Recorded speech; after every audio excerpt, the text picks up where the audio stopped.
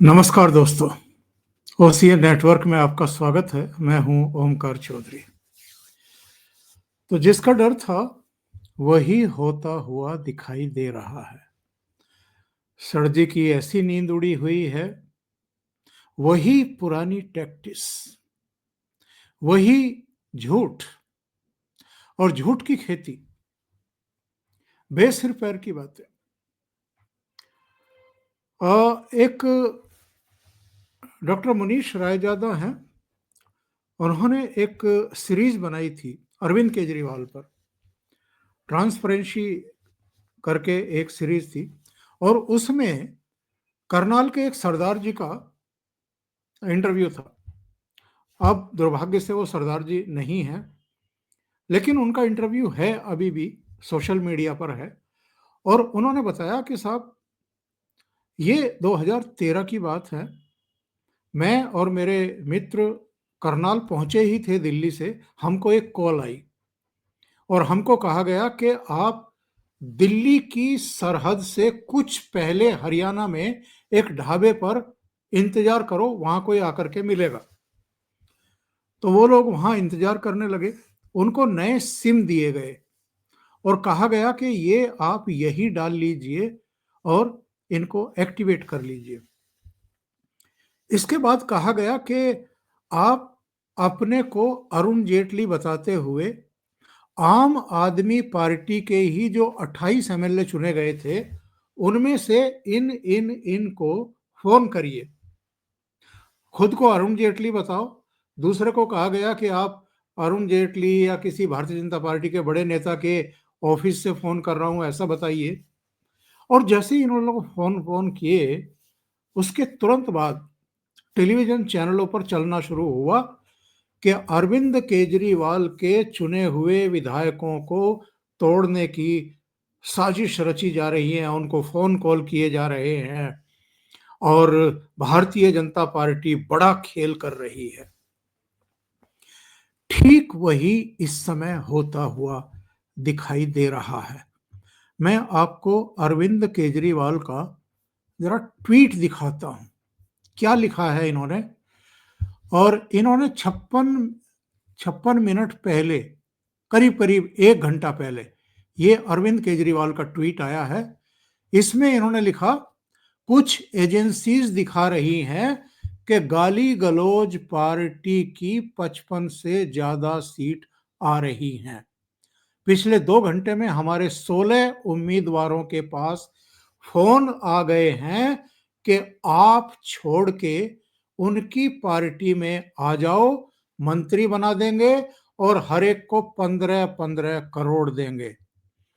अगर इनकी पार्टी की 55 से ज्यादा सीटें आ रही हैं तो हमारे उम्मीदवारों को फोन करने की क्या जरूरत है। जाहिर तौर पर ये फर्जी सर्वे करवाए ही इसलिए गए हैं ताकि ये माहौल बनाकर कुछ उम्मीदवारों को तोड़ा जा सके। पर गाली गलौज वालों, हमारा एक भी आदमी नहीं टूटेगा। अब नेता अगर इस तरह का मैसेज कर रहा है, ट्वीट कर रहा है, तो बाकी लोग कैसे रह सकते हैं पीछे। आतिशी का एक ट्वीट देखिए, लिख रही हैं, अगर गाली गलौज पार्टी की 50 से ज्यादा सीटें आ रही हैं तो हमारे प्रत्याशियों को संपर्क करके तोड़ने की कोशिश क्यों हो रही है। ये दिखा रहा है कि एग्जिट पोल एक साजिश है आम आदमी पार्टी के विधायक को तोड़ने की।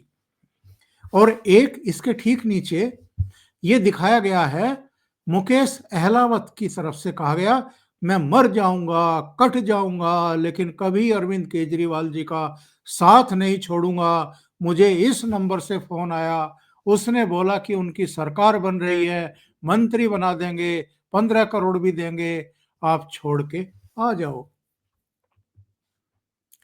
ये जो खेल इन्होंने शुरू किया है, ये क्या दर्शाता है और ये क्यों खेल शुरू हुआ है।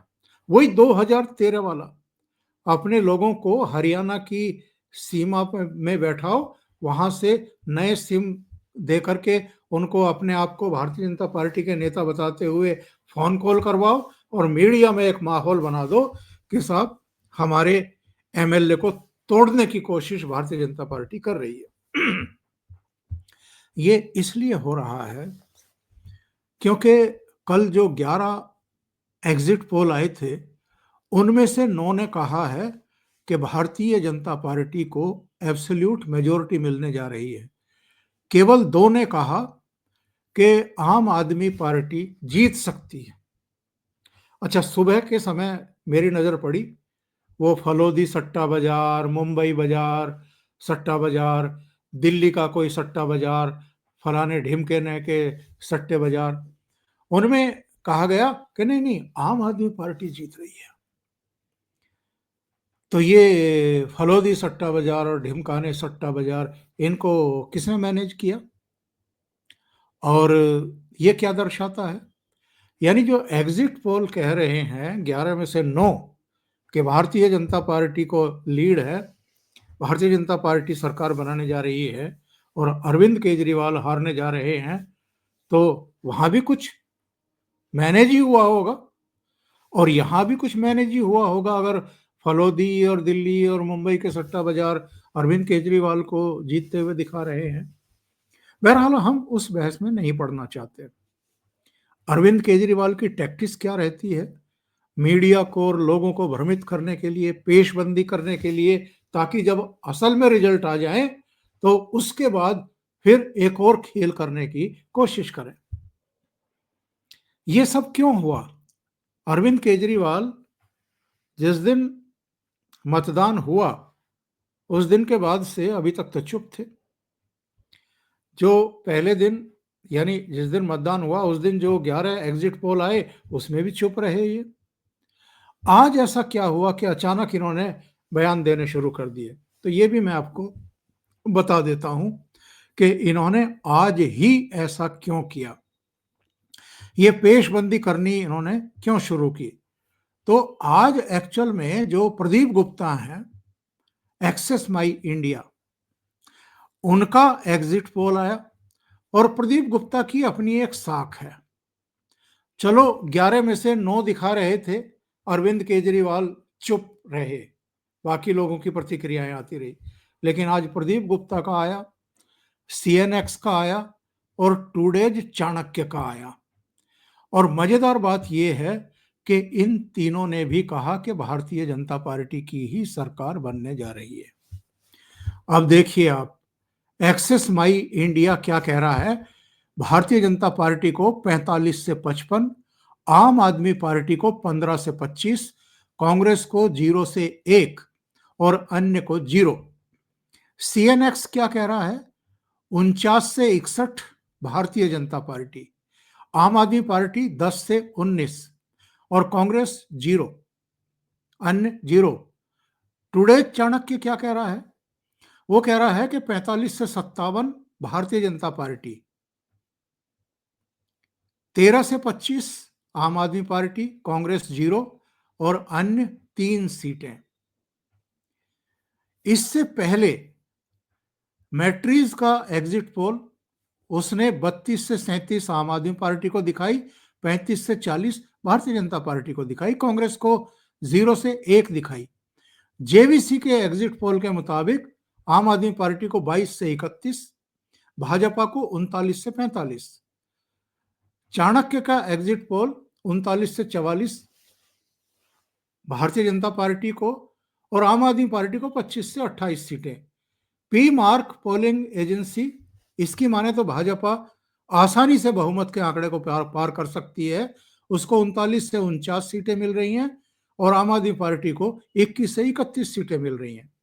यानी सारे जितने भी ये आए हैं 2 को छोड़ करके बाकी सब का कहना है कि भारतीय जनता पार्टी की सरकार बनने जा रही है। तो जो 11 आए थे उनमें से भी 9 बना रहे थे भारतीय जनता पार्टी की, आज 3 आए, इनमें भी प्रदीप गुप्ता, जिनमें लोकसभा चुनाव में वो बुरी तरह फेल हुए, 1-2 में और फेल हुए थे, लेकिन आमतौर पर इनका जो स्ट्राइक रेट है वो 80 से 90% के बीच में माना जाता है। तो प्रदीप गुप्ता का जैसे ही एग्जिट पोल का नतीजा आया तो सर जी की हार पर एक तरीके से उन्होंने भी मोहर लगा दी। कल प्रदीप गुप्ता ने यह कहा था कि मैं अंतिम आंकड़े जब तक नहीं आ जाएंगे तब तक अपना एग्जिट पोल नहीं बताऊंगा, अपना आकलन नहीं बताऊंगा। और दिल्ली के अलग अलग हिस्सों में, यहां तक कि नई दिल्ली एरिया का, दक्षिण दिल्ली का क्या है, पश्चिमी दिल्ली का क्या है, पूर्वी दिल्ली का क्या है, अलग अलग क्षेत्रों में किसको कितनी सीटें मिल सकती हैं, किसको कितना प्रतिशत वोट मिल सकता है, ये भी प्रदीप गुप्ता ने बताया है। उन्होंने ये भी बताया है कि भारतीय जनता पार्टी को 48% वोट मिल सकता है और ये जो है आम आदमी पार्टी ये 42 पर खिसक सकती है। यानी 2020 में 54% से इनको मिला था, 38% भारतीय जनता पार्टी को मिला था। तो उनका कहना यह है कि ये तो 54 से खिसक करके 42% पर आ सकते हैं और भारतीय जनता पार्टी 38% से 48 पर जा सकती है। भारतीय जनता पार्टी का अगर 10% वोट बढ़ रहा है और अरविंद केजरीवाल का अगर 54 से वो 42 पर आ रहे हैं, 8% घट रहा है, इसका मतलब ये है कि Bharatiya Janata party clean sweep कर सकती है, क्लीन स्वीप कर सकती है। और इसीलिए अरविंद केजरीवाल की नींद उड़ी हुई है। जो 2013 की टैक्टिस थी, शोर मचाना शुरू करो, क्योंकि अरविंद केजरीवाल को लगता है कि अगर वो सत्ता से बाहर जा रहे हैं तो केवल शीश महल से बाहर नहीं जा रहे हैं या सत्ता ही उनके हाथ से नहीं जा रही है, उनकी पार्टी भी टूट सकती है, उनके एमएलए टूट सकते हैं। और ये डर सता रहा है इस समय सर जी को, इसलिए अभी से पेशबंदी शुरू कर दी है, ट्वीट ट्वीट का खेल खेलना शुरू कर दिया है। अभी के लिए इतना ही, बहुत बहुत धन्यवाद। अगर आपको ये चैनल और इसके कंटेंट पसंद आ रहे हैं तो लाइक करें, कमेंट करें, वीडियो को शेयर भी करें। अभी तक अगर आपने ये चैनल सब्सक्राइब नहीं किया है तो सब्सक्राइब कर लें और साथ में लगे बेल आइकॉन को दबा दें ताकि आगे आने वाले वीडियो और उनके नोटिफिकेशन आप तक पहुंचते रहें। बहुत बहुत धन्यवाद। नमस्कार।